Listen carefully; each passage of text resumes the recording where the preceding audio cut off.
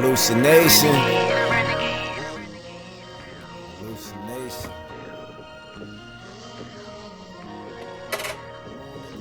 Oh, hey, how's it going, everybody?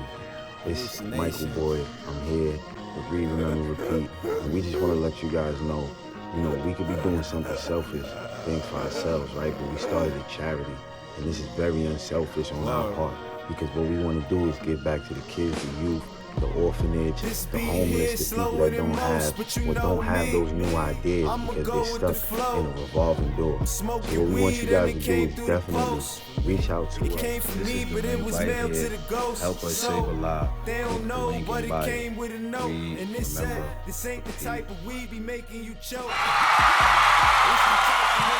Salute, family. We are back at the night show. Read, remember, repeat. It's your host with the most, Michael Boy, and we are on Outwitting the Devil by Napoleon Hill. I love this book. I would definitely recommend it to you, my mother, my auntie, anybody that I know. I would recommend this book to. You know what I mean? Now, is you gonna pick it up and read it, or is you gonna watch the show? You know what I mean?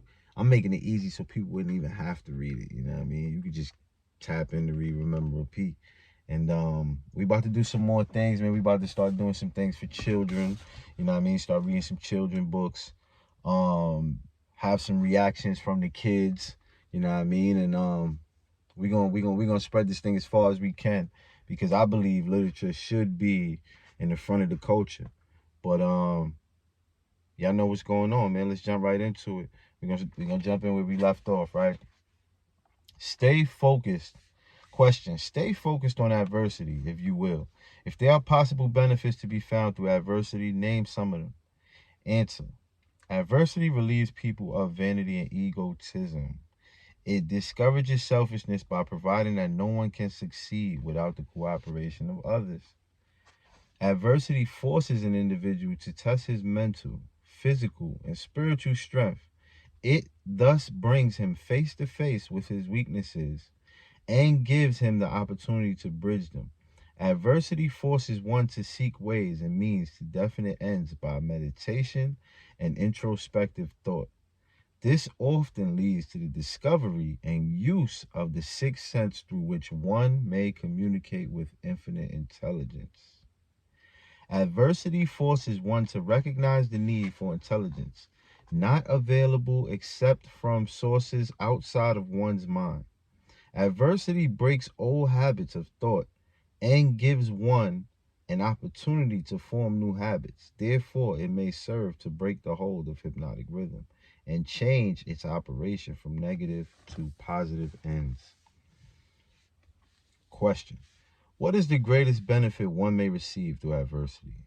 Answer: the greatest benefit of adversity is that it may and generally does force one to change one's thought habits, thus breaking and redirecting the force of hypnotic rhythm. Oh, that was saucy right there. I'm going to read that over. What is the greatest benefit one may receive through adversity? The greatest benefit of adversity is that it may and generally does force one to change one's thought habits, thus breaking and redirecting the force of hypnotic rhythm. Question: in other words, failure always is a blessing when it forces one to acquire knowledge or to build habits that lead to the achievement of one's major purpose in life. Is that correct? Answer: yes. And something more. Failure is a blessing when it forces one to depend less upon material forces and more upon spiritual forces. Many human beings discover their other selves, the forces which operate through the power of thought, only after some catastrophe deprives them of the full and free use of their physical bodies. When a man can no longer use his hands and his feet, he usually begins to use his brain. Thus, he puts himself in the way of discovering the power of his own mind. Step away from the QA, family. The devil brings in the other self here, revealing how we can use our power of thought and our other selves to discover our true power and major purpose. Back in the Q&A. Question: what benefits may be derived from the loss of material things, money, for example?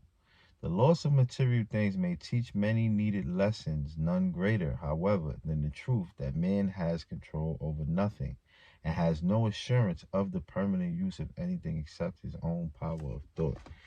Sheesh! Question. I wonder if this is not the greatest benefit available through adversity. Answer. No. The greatest potential benefit of any circumstance which causes one to make a fresh start is that it provides an opportunity to break the grip of hypnotic rhythm and set up a new set of thought habits. New habits offer the only way out for people who fail. Most people who escape from the negative to the positive operation of the law of hypnotic rhythm do so only because of some form of adversity which forces them to change their thought habits. Question. Isn't adversity apt to break one's self-reliance and cause one to give up hope? Answer. It has that effect on those whose willpower is weak through long-established habits of drifting. It has the opposite effect on those who have not been weakened through drifting. The non-drifter meets with temporary defeat and failure, but his reaction to all forms of adversity is positive. He fights instead of giving up and usually wins. Life gives no one immunity against adversity, but life gives to everyone the power of positive thought, which is sufficient to master all circumstances of adversity and convert them into benefits. The individual is left with the privilege of using or neglecting to use his prerogative right to think his way through all adversities. Every individual is forced either to use this thought power for the attainment of definite positive ends or by neglect or design use this power for the attainment of negative ends. There can be no compromise, no refusal to use the mind. The law of hypnotic rhythm forces every individual to give some degree of use, either negative or positive, to his mind, but it does not influence the individual as to which use he will make of his mind. Wow. We gonna go to source time right now. We be right back. Let's get it.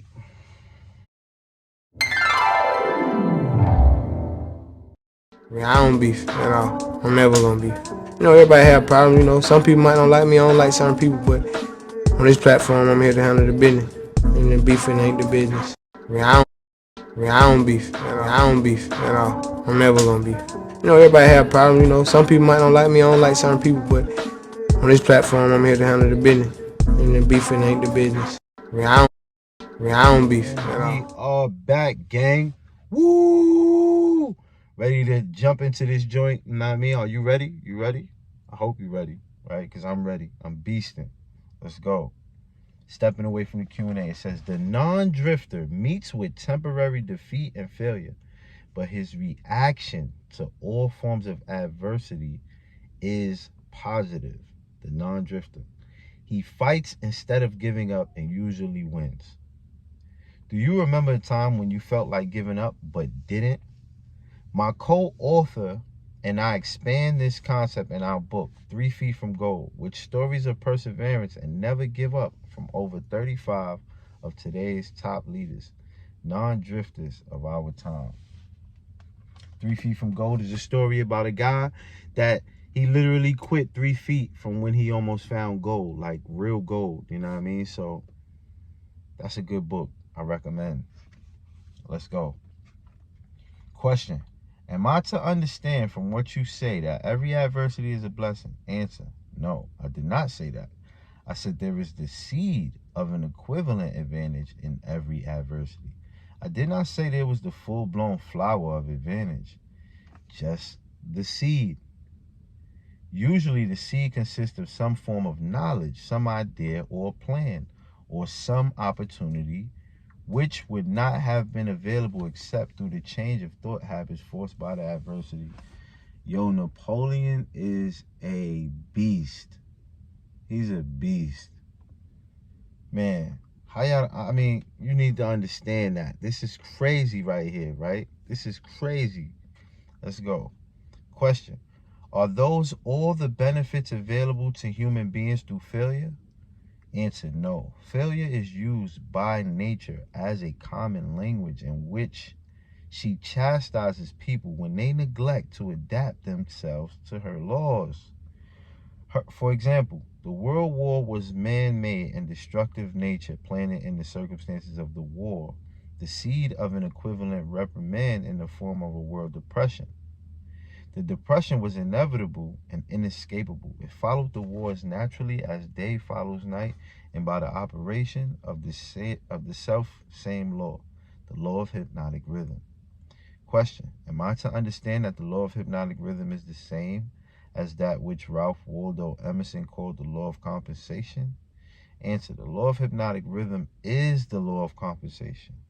It is the power with which nature balances negative and positive forces through the universes, in all forms of energy, in all forms of matter, and in all human relationships. Question: does the law of hypnotic rhythm operate quickly in all instances? For example, does this law immediately bless one with the benefits of positive application of thoughts, or curse one immediately with the results of negative thoughts? Answer: the law operates definitely, but not always swiftly. Both the benefits and the penalties incurred through the law by individuals may be harvested by others, either before or after their death. Observe how this law works by forcing upon one generation of people the effects of both the sins and the virtues of preceding generations. In the operations of all of nature's laws, the fourth dimension, time, is an inexorable factor. The length of time consumed by nature and the relation of effects to their causes depends, in every instance, on the circumstances at hand. Nature grows a pumpkin in 3 months. A good-sized oak tree requires 100 years. She converts a hen's egg into a chicken in 4 weeks, but she requires 9 months to convert the egg of a human being into an individual. Wow. Wow. Stepping away from the Q&A, right? It says, life gives no one immunity against adversity, but life gives to everyone the power of positive thought, which is sufficient to master all circumstances of adversity and convert them into benefits.